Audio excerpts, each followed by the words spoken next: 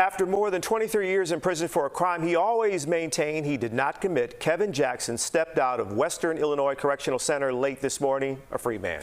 Jackson was greeted by his Chicago family members and attorneys who made the drive to Mount Sterling to pick him up. A Cook County judge ordered his release after a decision by the 1st District Appeals Court.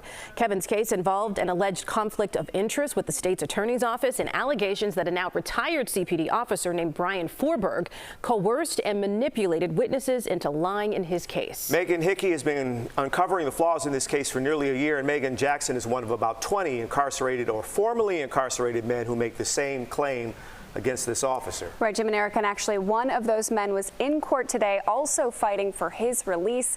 When it comes to the bigger picture of wrongful conviction cases in Chicago, an unlikely group of moms recently got the attention of the United Nations to try to push local leaders to do more.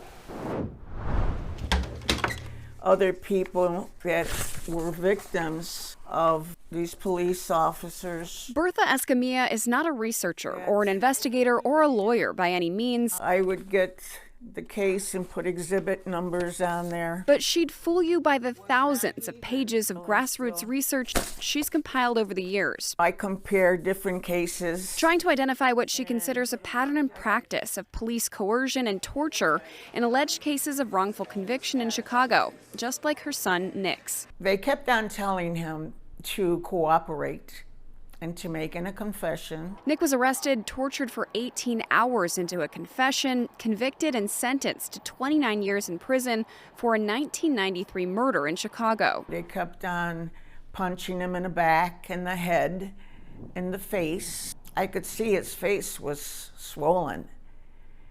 And of course, I started crying. I started listening to what my son was saying. As more evidence of the pattern of torture surfaced, Escamilla was released from prison in 2008. And last year, the Cook County State's Attorney's Office vacated his conviction altogether. Many cases that have been exonerated. Even after her son was freed, Escamilla continued researching and connecting with other moms with eerily similar stories. The thing about that, I was there. I came in on them beating him up. I walked in the police station. I could hear him from the first floor. For years, she and other members of the group Mothers of the Kidnapped, which is part of the larger group known as the Mamas Collective, reached out to the city, state, and even federal leaders, but felt like not enough was being done to stop the problem. So they went a step further and reached out to the United Nations. We have nothing to lose. And 4 years later, the UN Special Rapporteur on Racial Discrimination looked into it and agreed that local efforts to address Chicago police torture have been piecemeal and far too slow in implementation. The alert to local officials here became public this summer. Now Bertha and the other mothers hope it leads to change. It's a blessing more because nobody else would do this. I mean, you know, and we weren't going to give up. Now, even though this alert from the UN was published in July, when we recently checked in with Governor Pritzker's office and the Cook County State's Attorney's Office, they said they hadn't received it. When we asked for comment on the recommendations in that alert, Pritzker's office defended the current clemency process and said their office takes criminal justice reform seriously.